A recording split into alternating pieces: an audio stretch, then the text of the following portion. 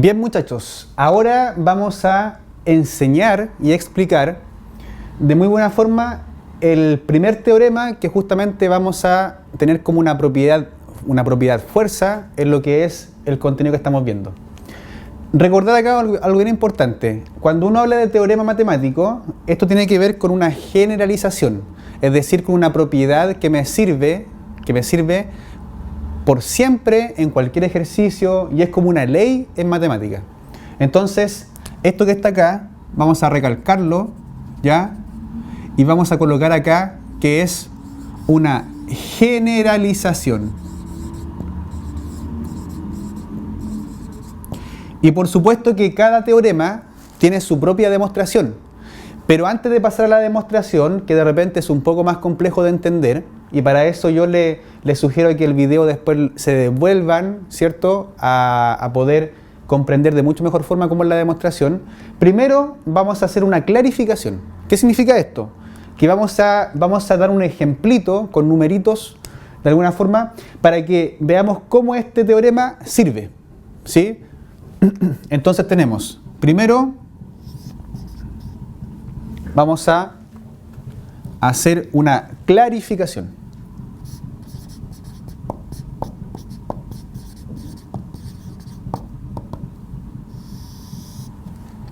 ¿Qué es lo que me está diciendo este teorema? Me está diciendo que si tengo un m que es cualquier número entero positivo, es decir, negativo, 0 o positivo, entonces cualquier número entero es congruente, módulo m, exactamente con 1, y esto va destacado, con solo uno de los siguientes enteros: 0, 1, hasta el antecesor de m, que es justamente el módulo.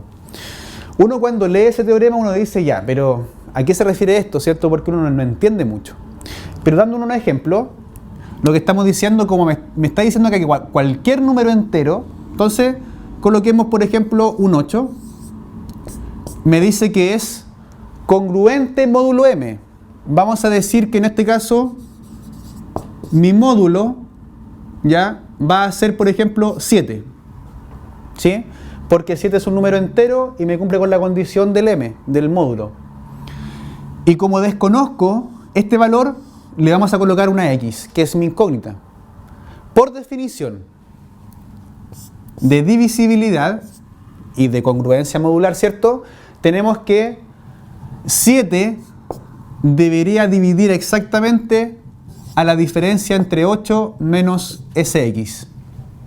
E incluso más, por definición de lo que es el algoritmo de Euclides o algoritmo de la división, 8 menos x debería ser igual a 7 por algo, en donde ya hemos visto que ese algo, que es q, pertenece al conjunto de los enteros, es decir, los positivos, el 0 y los negativos. Si esto lo despejamos, miren lo que voy a hacer.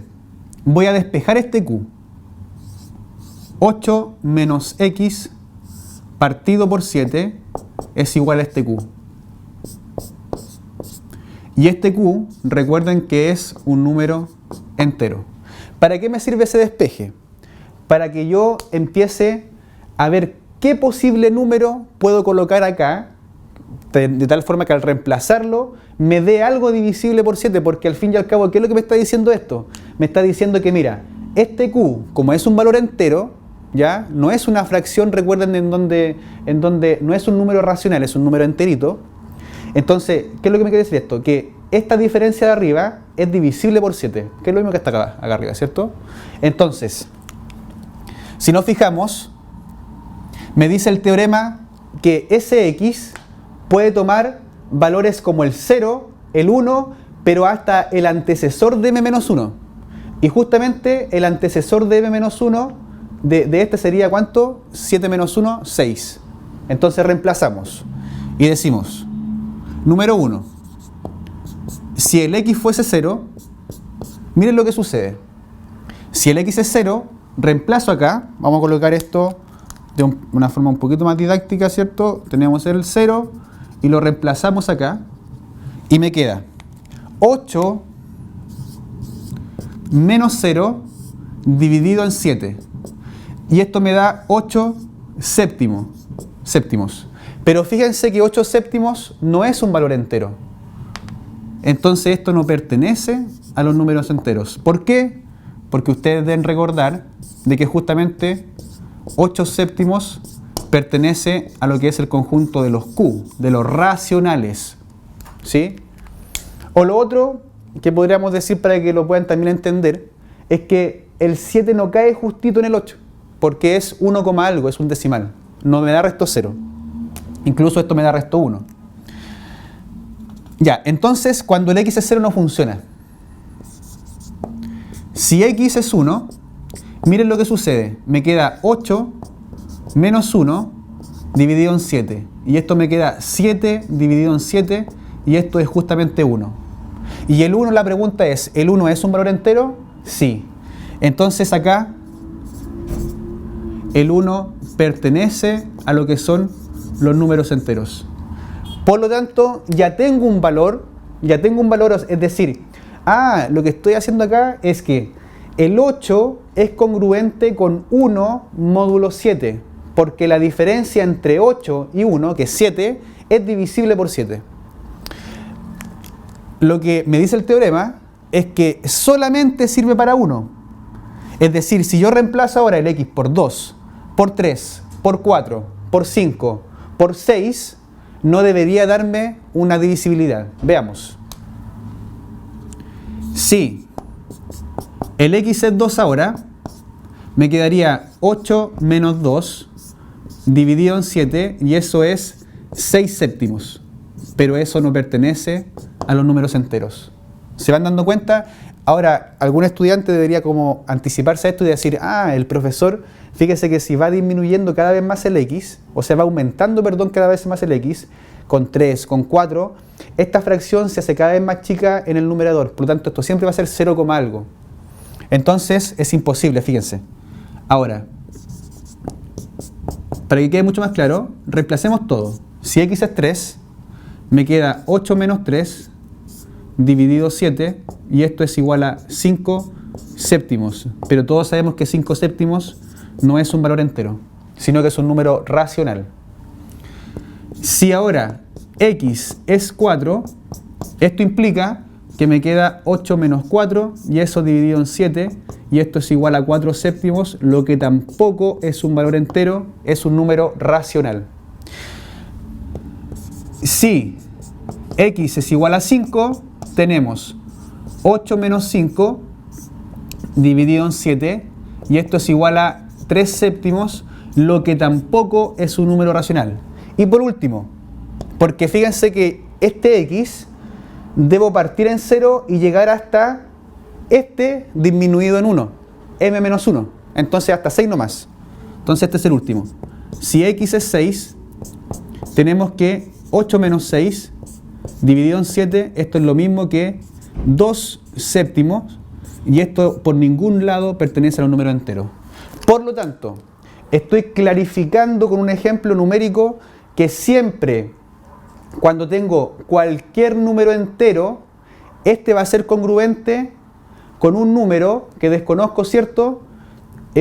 Módulo m, y en donde cada uno de ellos va a ser dividido exactamente por el 0 o el 1 hasta el m-1, con cualquiera de ellos, pero no pueden ser dos, ni más, solamente con uno. Y nos dimos cuenta acá que con el que sirve es con el caso de x igual a 1. Todo teorema tiene su demostración y para nosotros es muy importante que yo aprenda a demostrar en matemática. No tan solo por el tema de lo que es la academia, sino que en la universidad, si uno se potencia y se propone estudiar alguna carrera que tenga que ver con las ciencias o con la matemática, en la universidad siempre los profesores en las pruebas colocan demostraciones. Para esto vamos a colocar nuevamente el enunciado acá. Está colocado aquí, me dice el enunciado del teorema 1, que dijimos hace poco, que incluso lo clarificamos con un ejemplo, dice lo siguiente. Si tenemos un m que es un entero positivo, entonces cualquier número entero es congruente con uno de los enteros 0, 1 o hasta m menos 1, es decir, el antecesor de este m que es positivo. La demostración la comenzaremos de esta forma. Probaremos que si A, lo coloqué entre comillas para no confundirlo con una A cualquiera de un conector, ¿cierto? Probaremos que si A es un entero cualquiera, que es al fin y al cabo mi incógnita, entonces este A es congruente módulo m exactamente con uno de los enteros 0, 1 o hasta m menos 1. Veamos, en efecto, ¿qué es lo que nosotros conocemos como dato del problema? Conocemos que el A es un valor entero, ¿cierto?